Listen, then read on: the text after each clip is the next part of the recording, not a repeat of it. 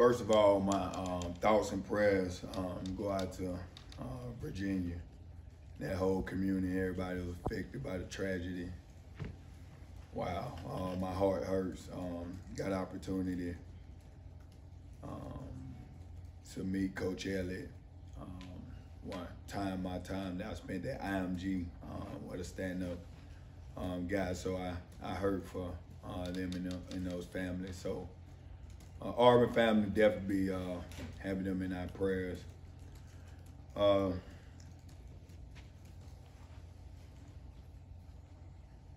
I am very appreciative of the Auburn family, the way that they showed up Saturday night. Wow, what atmosphere. But great win. But now it's time for us to turn that page, which, you know, as a Sunday, definitely turned the page on that because we have a Western Kentucky team that's pretty doggone good. Very explosive offense. Got a good defense. Guys play hard. They're well coached. There's a lot of guys on the staff that know a lot of those guys. Done coach with them, with Coach Helton. So got a lot of respect for them and that staff and that team. So we are gonna have to come bring our A game. So once again, I'm calling on Auburn family. Like I need help up here, we need help. So come pack the house out and let's have fun and try to go get a victory. That said, we can open this thing up for questions. Brian Stoltz, Auburn Rivals. Cornell, going against Mississippi State is kind of like going against Western Kentucky. They pass the ball more. How much experience, or how? Sorry, let me start over. How much benefit does it have that you already played a team like Mississippi State that throws the ball so much when you're facing a Western Kentucky team?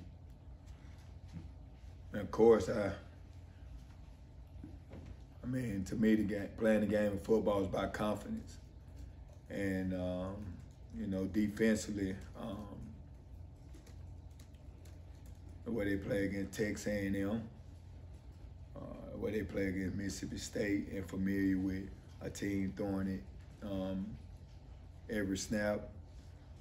Now we should be even more prepared and go and kind of know what to expect and be confident going in that game. So don't guarantee you nothing, but those guys should be confident, and I'm pretty doggone confident in that defense, man. Enjoy watching them guys fly around. Jason? Calling out Jason, Auburn 247. Running game, you take over. Wilfred, you got 3 offensive line coaches now on the offensive staff.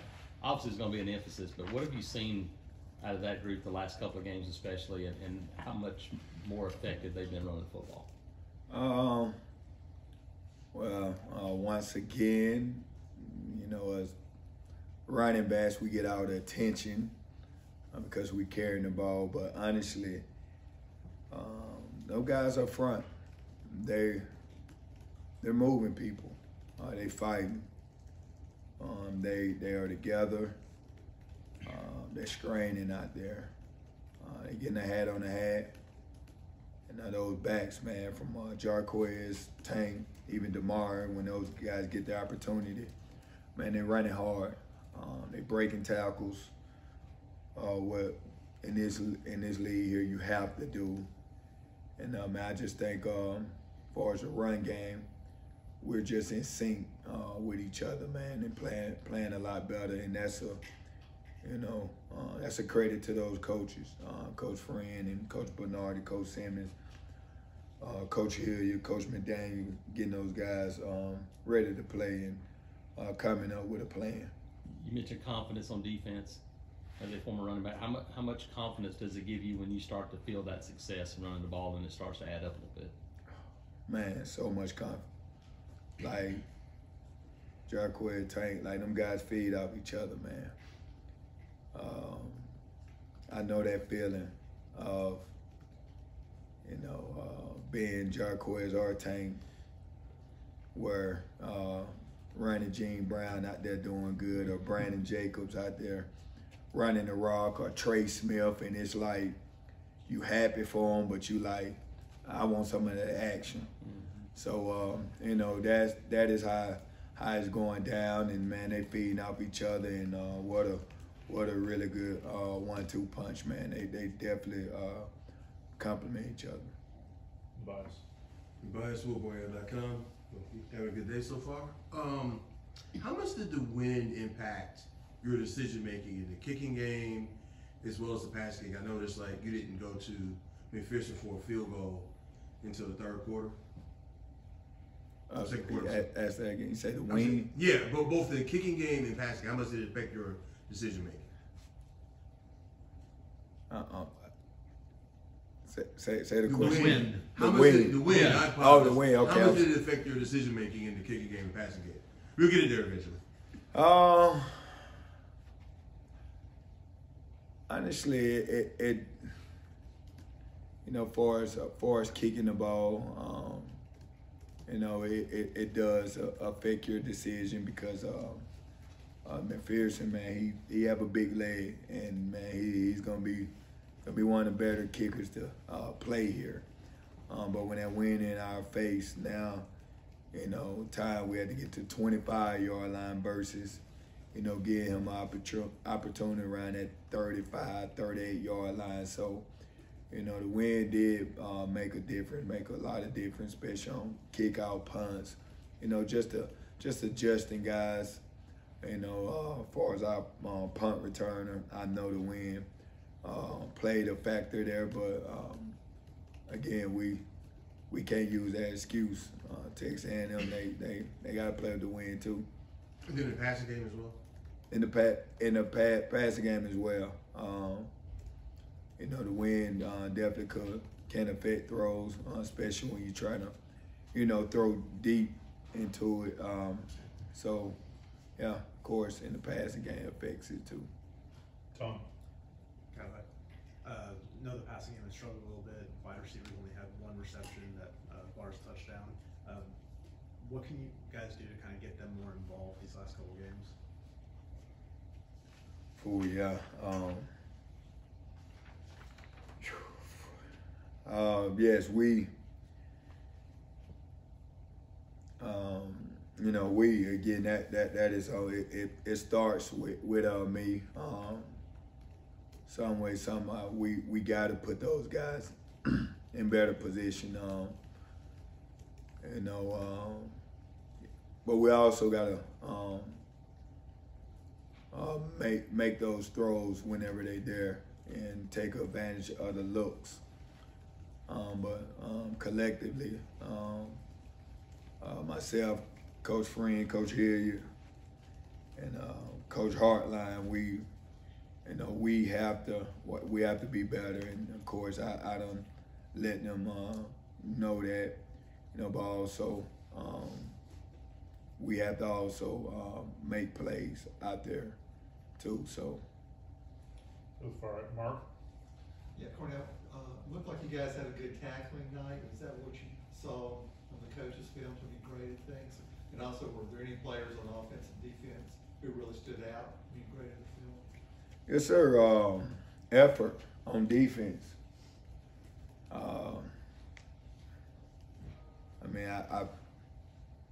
I played running back, but my heart was always kind of on defensively in high school. Love to strike people. Just understand that concept of getting to the football, 11 guys playing together, relentless finish, hitting, striking people. Like that creates so much momentum, like creates confidence. And, Kobe Wooten, man, what an outstanding game he had. The sack fumble was huge that kind of sealed the game there for us. And then I think, guys in that secondary, man, they played lights out. I think up until that 80-yard drive there, they was going to Fort, they had 135 yards. Like, in the SEC. I mean, I know they've been struggling on offense, but to have 135 yards and finish the game with 215 yards, yeah, I mean, that's total team effort there for defensively. Guys buying in, guys serving, you know, guys in the right place, winning the pre-snap, and studying the keys. So that was excellent to see. And what was your second question? Also, just, it looked like there was hardly any missed tackles in that game, especially compared to some of the earlier games. You know, one of the players mentioned there was 11 missed tackles the previous game and been 22 the one before that. So I was just wondering if you knew how many missed tackles there were. I didn't see a whole lot. No, I don't have good. I don't have the exact number missed tackle we had, but from me watching, I didn't see very many. And if it was guys coming. You know, they a lot of help there. So you know, then offensively, I think you who stood out there. Of course, I think offensive line. You know, in the run game, they did a lot of good things. We still got to show up. You know, the pass protection. We have to get better in that aspect. But you know, I thought both backs ran hard. Robbie, of course, he's gone. That kid a fighter. He's gonna play hard. He's a competitor. Just gotta continue to settle him down, and he harness that energy that he have there. But you know, I thought we did a lot of good things on offense though, but we got to get better in the red zone. I think we kept the ball for 36 minutes there, which is huge, 270 yards. And whenever we can add and get some, you know, excuse me, voice cracking from, you know, whenever we get that passing game rolling, we gonna have a chance to be lethal. Middle, Justin first. Cadillac, you guys have senior day on Saturday. There's a lot of seniors you got on this team, especially quite a few of those guys decided to come back for that extra COVID year. What can you say about that class and just kind of those guys continuing to fight, even though this season's been so difficult and y'all been through so much as a team? Wow. Well, I mean, we're just talking about like this year what those seniors have been through with the coaching change, with everything that happened, you know, the off season. But I mean, you have to take it back even farther. I mean, they have been through 2 coaching changes. I mean, coordinators, position coaches, and then not to even mention COVID.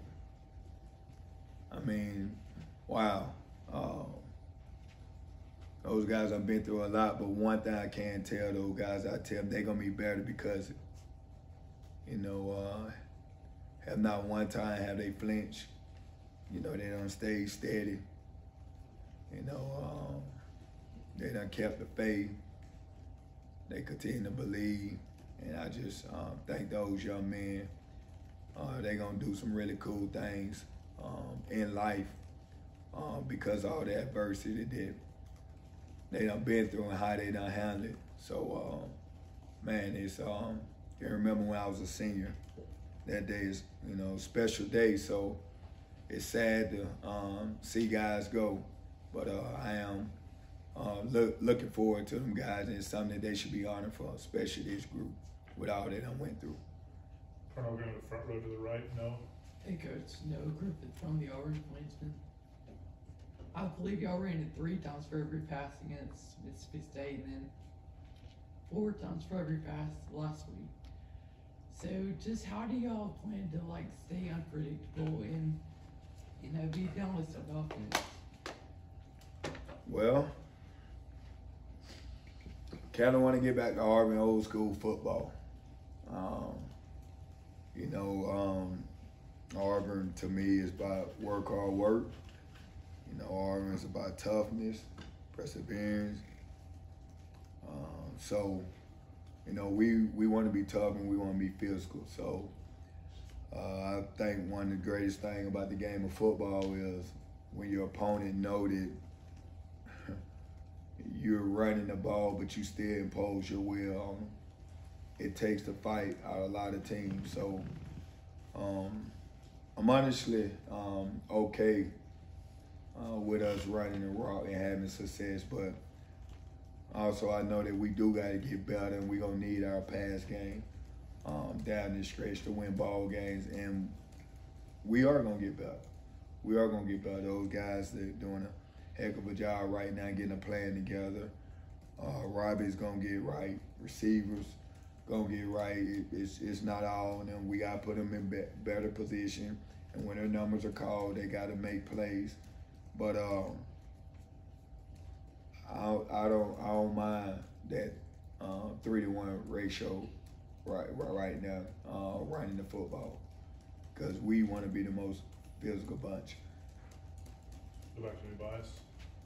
Who are your players of the week, and who gets the game ball? Like, what are you gonna do with it?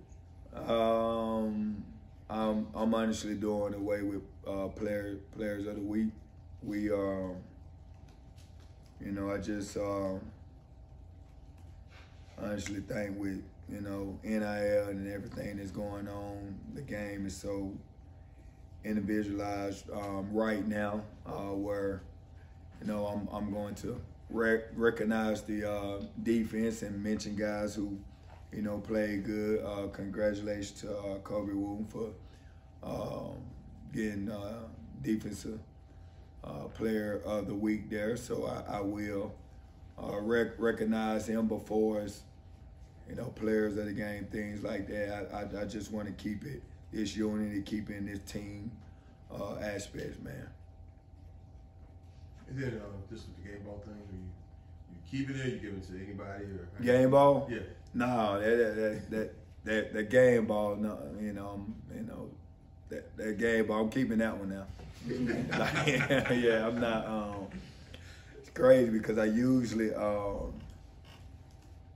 when I was a player and my career, I honestly never kept any of my trophies, my record of the year stuff. Like, I gave it all to my mom or my daddy. Never kept anything. I just, hey, you guys can have it. And really, honestly, I'm very appreciative, but didn't put too much value on individual things, to be honest with you. But now that I got kids and a family, that kind of changed because my boys, they definitely think those things are really cool. So, to keep a game ball and have it down in the basement and let the boys see that this was their first Tiger walk that they walked in. It was their first game where they, daddy won. I think I'm gonna keep this. Anything else for Carnell? Got a couple more. On that note, what was your favorite moment from Saturday? Wow. That is a loaded, great question. Oh. Honestly, my favorite moment was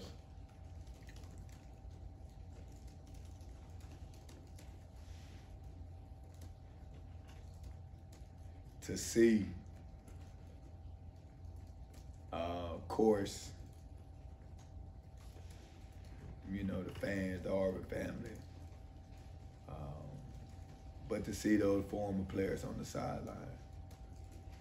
Like, I got a chance to reflect guys that, wow, that I fought with, trained with. I'm talking about a lot of good memories, and I was just replaying in my mind. So I honestly think that was the coolest thing, seeing the smile on their face, like all them guys being in the locker room,